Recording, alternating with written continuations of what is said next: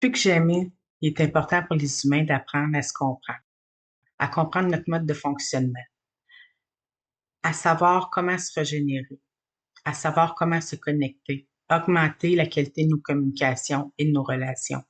Parce qu'on le voit bien, avec la technologie, c'est pas suffisant. Améliorer nos communications, nos relations va passer par les humains. Évidemment, la technologie, c'est des outils qui peuvent servir l'humain. Mais comme on le voit dans le système de la santé, dans différents autres systèmes, c'est pas suffisant. Les humains ont besoin de savoir comment fonctionner, comment se régénérer, comment trouver de l'énergie, comment se connecter, comment être utile les uns pour les autres d'une façon saine au quotidien. On sait que l'oxytocine, c'est ce qui permet l'empathie et la compassion. Dans mes vidéos et sur mon site Internet, on voit que je veux m'inspirer beaucoup de la nature, comme par la permaculture humaine et la psychologie appliquée, entre autres. On peut comprendre que la nature est vraiment inspirante. Une des choses qui m'inspire beaucoup de la nature, c'est la résilience, mais aussi sa communication. En permaculture, on peut observer comment les végétaux communiquent entre eux, comment les animaux sont utiles pour le jardin, par exemple, et comment les uns les autres peuvent aider à passer à travers les défis et à être plus résilients. C'est avec les relations, les différentes relations, qu'il est possible d'augmenter l'énergie et la productivité, la vitalité. Les ressources sont là, mais il faut savoir comment. On ne peut pas mettre ensemble des éléments qui vont se nuire. On doit savoir qu'est-ce qui favorise quoi pour augmenter l'énergie et nos capacités. Ici, je vais m'inspirer de la nature pour penser à l'angle de mon approche pour la compassion. Parce que la compassion aide la résilience du moment qu'il n'y a pas intrusion et qu'il n'y a pas stagnation. La compassion ne doit pas favoriser la stagnation, mais bien le mouvement.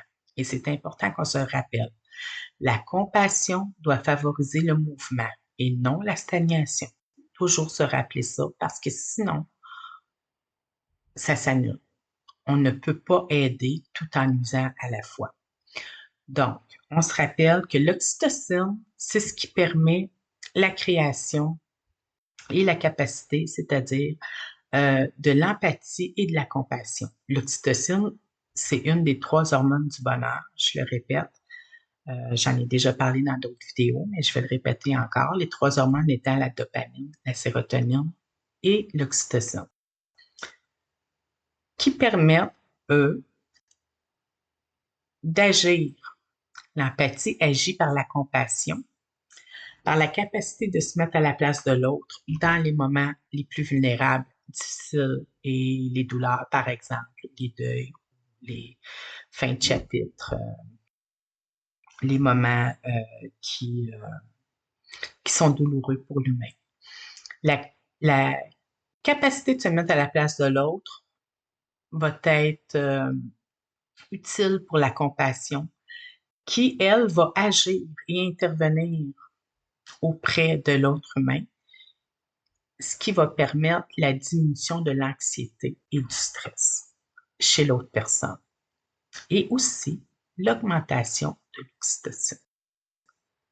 Oui, puisque le toucher permet l'augmentation de l'oxytocine qui augmente la capacité d'empathie et de compassion. Donc, ça permet à l'autre personne également d'être dans l'empathie et dans la compassion et de se mettre en mouvement pour permettre à la personne qui est compatissante de ne pas être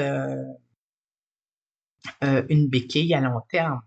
Donc, la personne euh, va vers son autonomie ou veut maintenir son autonomie ou déployer son autonomie pour permettre que le temps, l'énergie et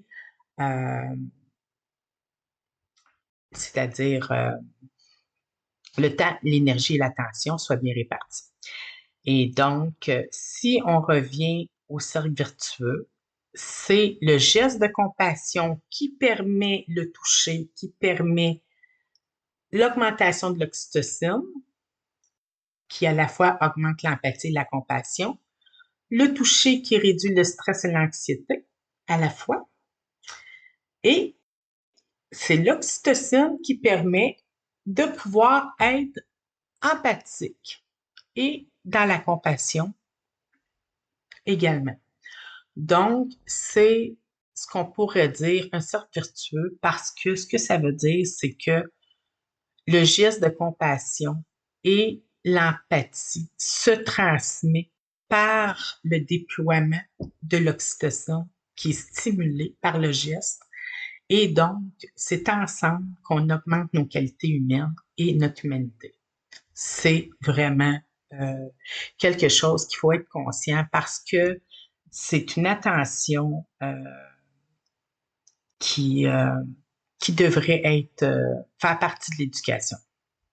Parce que les gens qui ne sont pas conscients de tout ça vont pas porter l'attention et ne pas apporter le temps nécessaire euh, à ces stimulations quand c'est bienvenu. Et évidemment, il faut toujours s'assurer d'avoir le consentement des parties et d'avoir une relation suffisante, suffisamment élevée pour pouvoir se permettre le toucher, par exemple, comme un câlin ou une main sur une main. Ou une main sur une épaule. Évidemment, il faut s'assurer d'augmenter la relation et d'être dans des conditions idéales de connexion. Mais quand même, il y a des gens qui vont utiliser leur compassion pour accompagner en fin de vie même des étrangers en tenant la main et transmettant l'énergie euh, que, que permet le toucher à des gens en fin de vie pour les accompagner. Donc, toujours dans le but d'aider son prochain. Donc, c'est ce que je voulais dire. C'est important de se le dire et de se le rappeler et de respecter les limites de chacun, mais de travailler ensemble pour l'augmentation de nos qualités mutuelles et pour l'humanité.